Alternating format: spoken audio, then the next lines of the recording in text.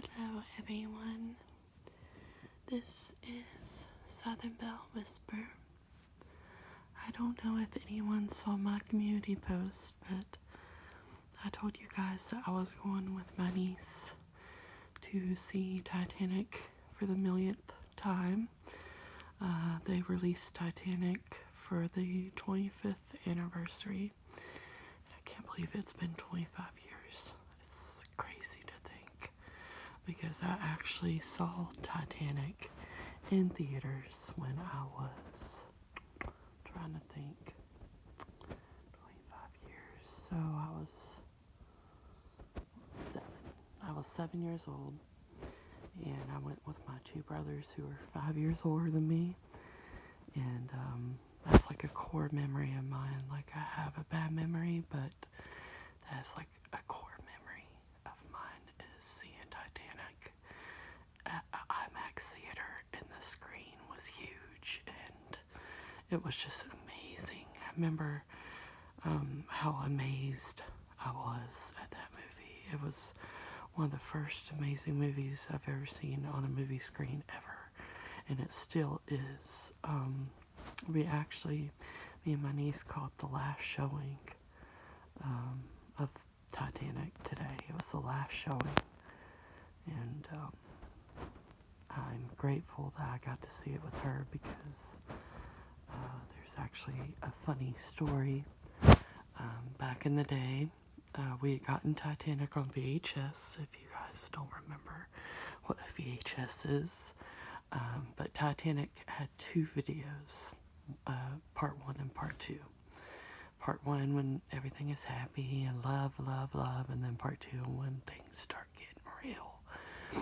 And my brother, the one that passed away last year, and his wife at the time, my niece's mom, had come over to visit, and my mom really wanted to show them Titanic. And I think I was like 9 or 10, and probably just wanting attention. I don't know what I was thinking, but it wasn't even through the opening credits of the movie before I shouted, "Jack dies at the end." Yes. Spoiler alert to the max. I shouted, "Jack dies at the end." So they have always joked with me about that for 25 years. So that was another reason why I wanted to go see it with her, because it's something that I experienced with my brother, and I miss him a lot. But today was actually 222, which, if you guys don't know, is an angel number. So I kind of felt like he was there with us in spirit. But I also have some facts for you guys, and I hope you enjoy this. Titanic in 3D, amazing. So amazing. I have not seen a really good 3D movie in a while, but this was amazing. It usually gives me a headache, so I was really nervous about it. But it was like, it went by so quick. Like 3 hours and 40 minutes went by so quick. And it was just beautiful. It's such a beautiful movie. Top 3 for sure. It's my favorite drama romance. Because my favorite comedy, like rom-com, is Sweet Home Alabama. But like my favorite drama romance is Titanic, for sure. For sure, for sure. So let's read these facts, shall we? Alright. During production, the movie was called Planet Ice. Director James Cameron used a decoy title in case other studios were making films about the RMS Titanic. Clever, yes, but the fake title didn't stop Leonardo DiCaprio fans from congregating near the gates of Fox Baja Studios in Mexico during filming. And this is 31 facts, and I'll try to get through them all, but we'll see. Before DiCaprio, there was strong consideration for Cruise, Pitt, and even Sisto, as in Tom Cruise, Brad Pitt, and Jeremy Tommy Sisto of Clueless fame.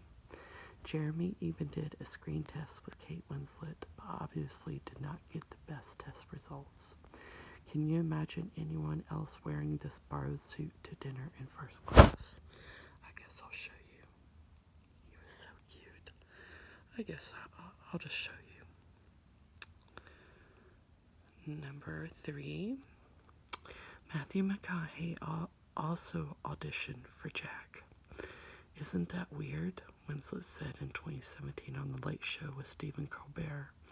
Never said that in public before. And just because of that, you get your own slide, McConaughey. Yeah, I couldn't imagine him as Jack. Number 4. Madonna was considered for the role of Rose. It would have been a great follow-up to 1996's Evita, which earned Madonna a Golden Globe for Best Actress. Also in the running were Nicole Kidman, Jodie Foster, Cameron Diaz, Sharon Stone, and Gwyneth Paltrow. Yeah, same thing. I couldn't imagine anybody but Kate Winslet playing Rose. Number 5. But thanks to 19-year-old Winslet's persistence, she was the only one who ended up with a winning ticket. I closed the script, wept floods of tears, and said, right, I've absolutely got to be a part of this. No two ways about it, she told Rolling Stone in 1998. A few calls later, she was on the phone with Cameron, who was in his car, and I think he pulled over and I said, I just have to do this, and you are really mad if you don't cast me. Remember car phones? Number 6. To further prove she was the only person for the job, Winslet sent Cameron a small gift. It was a rose for Rose. According to Cameron, in a behind-the-scenes special, Winslet also wrote a note that basically said, I'm ready. Oh, keep going, come on. What's it doing? Hold on 1 second. There it goes. Okay. Number 7. You can thank Winslet for convincing her future BFF to say yes to Jack Dawson. In the same 1998 Rolling Stone interview, Winslet revealed that she slipped out of a press junket to have a talk with him during the Cannes Film Festival.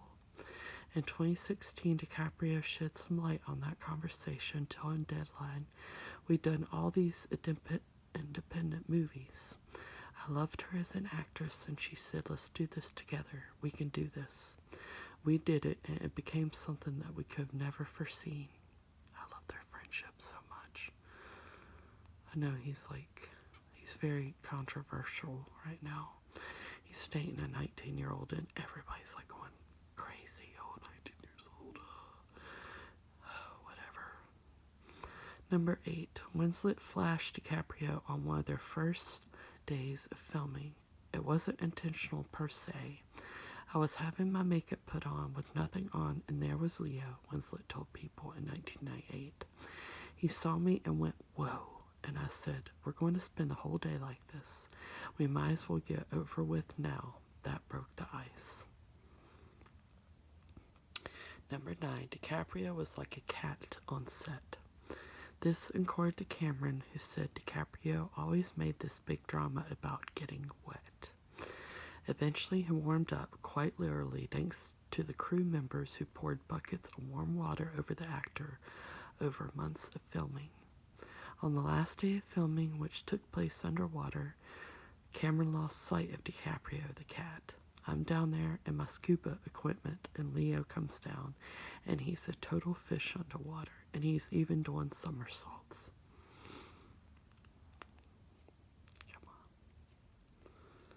Come on, keep going.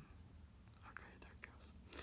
Number 10, DiCaprio would fart in his jacket on set and sweep it over Winslet's face. I mean, if anybody else in the world did that, they'd get slapped, and that other person would walk away and not talk to them for a week, Cameron told Rolling Stone in 1998. With Leo, Kate would just crack up. Added Billy Zane in the same interview, grossing Kate out was purely Leo's job. He was really good at it.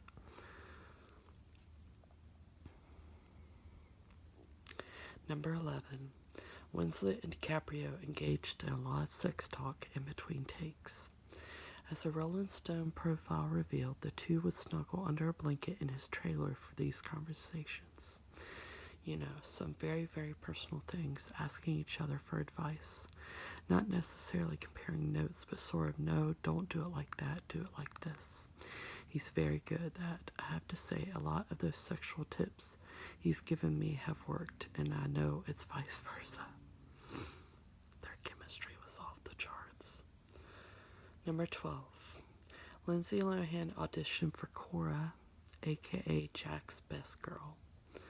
Lohan, who was 8 at the time, lost the role to Alexander Owens after Cameron expressed concern over Lohan's red hair being too similar to Rose and Ruth's fiery locks. The Parent Trap was released the following year. I love The Parent Trap. And I love Cora. I love Cora in the Titanic. Come on. Gloria Stewart, number 13. Gloria Stewart was the only Titanic cast member who was alive during Titanic's maiden voyage in 1912. Stewart was almost 2 when the RMS Titanic perished in the Atlantic. In 1998, she also became the oldest Academy Award nominee at 87 when she was up for Best Supporting Actress. Unfortunately, she lost to Kim Basinger, who won for LA Confidential. 14. It cost more to make Titanic the movie than Titanic the ship. Cameron and company spent $200 million to make the film in 1997, while the ship cost $7.5 million. As Time pointed out in 2016, that number will be $180 million after adjusted inflation. 15. Rose stared at Ancret Starfield in the film's original release. Towards the end of the movie, a near-frozen Rose sees a sparkly night sky as Shaq makes his way to the frozen afterlife. Unfortunately, that's not what a real Titanic survivor would have seen given the coordinates in the water, according to astrophysicist Neil deGrasse Tyson. Ahead of the film's 15-year re-release in 2012, Cameron adjusted it and revealed that Tyson sent him a snarky email pointing out the error. And with my reputation as a perfectionist, I should have known that, and I should have put the right Starfield in, said Cameron. So I said, all right, send me the right stars for the exact time, and I'll put it in the movie. 16. Those are not DiCaprio's hands drawing a rose. As hardcore Titanic fans know, Cameron was the skilled artist behind Jack's drawing a rose wearing nothing but the heart of the ocean. In 2011, the drawing sold for at least $16,000 in the auction, according to ABC News. 17. DiCaprio was often spotted with his pet lizard on set. His name, Blizzard, no joke. Imagine being a lizard in 1996-1997 and belonging to future Oscar winner and eternal hottie Leonardo DiCaprio. 18. Near the end of the shoot, about 50 members of the cast and crew were sent to the hospital after eating spiked chowder. It happened just after midnight on August 9, 1996 in Dartmouth, Nova Scotia, and according to Halifax Regional Police, someone had laced the lobster chowder with PCP or angel dust. Among those affected, Bill Paxton, who told EW, "1 minute I felt okay. The next minute I felt so GD anxious. I wanted to breathe in a paper bag." Cameron was feeling the same way. As one doctor put it, these people were stoned. The case inspired several conspiracy theories, including one involving an angry chef that had been let go. 19. While she was spared from the great Titanic chowder episode, Winslet got hypothermia, not the long-rumored pneumonia. "I was really effing cold," she told Stephen Colbert on The Late Show in November 2017 of the final scene with Jack in the water. "There were lots of big tanks. There was lots of water. That amount of water, I think honestly they couldn't heat it. There was just too much of it." 20. Speaking of the water tanks, you bet Winslet and DiCaprio peed in them. Ew. When you gotta go, Winslet said on the Rosie O'Donnell show while promoting the film. It was so awful because Leo would sometimes say to me, "Sweetie, I gotta pee." It was terrible, it was awful, and you always felt awful doing it. It took too long getting out with the wet clothes. I confessed, it happened. It happened. 21. But DiCaprio wasn't always thrilled to be aboard the fake RMS Titanic. According to Vanity Fair, at one point during production, DiCaprio leaned over Kathy Bates and asked, "Which one of these do I use to lobotomize myself?" while gesturing at the White Star Line cutlery. 22. Fans were often told DiCaprio's body double was really him, causing a wave of screams and general Leo mania excitement. According to Brett Baker, who was shorter than DiCaprio and 7 years older than the actor, security guards would inform fans outside the gate that was really Leo in the car. They went berserk, Baker told Vanity Fair, screaming, looking inside the window, waving their pieces of paper for an autograph. The guards just thought this was so funny. I don't know if anyone knew that was going on at the gate every morning. 23. DiCaprio ad-libbed during the "Draw Me Like One of Your French Girls" scene. His line was supposed to be "lie on that couch," but instead DiCaprio mumbled "lie on that bed, couch." Spontaneity never looked hotter. So cute. 24. Rose was supposed to jab Cal with a hairpin. Instead, Winslet decided spitting in her fiancé's face would make for a better moment, according to Cameron. She was right. 25. Old Rose's Pomeranian is in the film on purpose. It was Cameron's way of paying tribute to the 3 canine survivors of the RMS Titanic. 2 Pomeranians and 1 Pekingese made it out of the sinking ship. Cameron also filmed scenes portraying other animals who perished in the disaster, but eventually left them on the cutting floor. 26. While they didn't have any speaking lines, the sweet old couple shown in bed during the ship sinking were super important.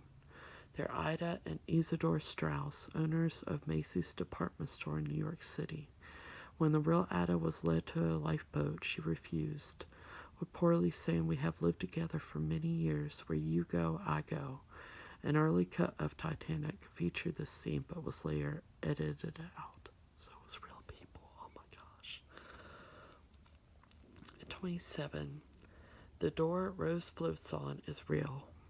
The door in Titanic is a larger version of a wooden panel that had split in two following the disaster. In 2018, the artifact will make its way from the Maritime Museum in Halifax, where it's been kept for decades, to the UK's Victoria and Albert Museum for exhibition called Ocean Liner, Speed and Style, which vows to celebrate the golden age of ocean travel. 28.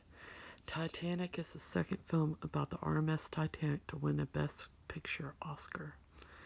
In 1933, Frank Lloyd's Cavalcade took home the same prize along with the Oscars for Best Director and Best Art Direction. 1997's Titanic won a whopping 11 Oscars, including Best Original Song. 29. The Oscar nominations for Old Rose and Young Rose made history. Titanic was the first film to have 2 cast members, Winslet and Stewart, nominated for playing the same role. Sadly, both lost in their respective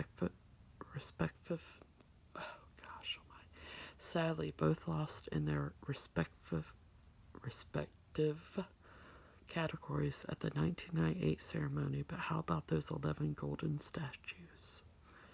30. Cameron originally scored the film with a lot of Enya.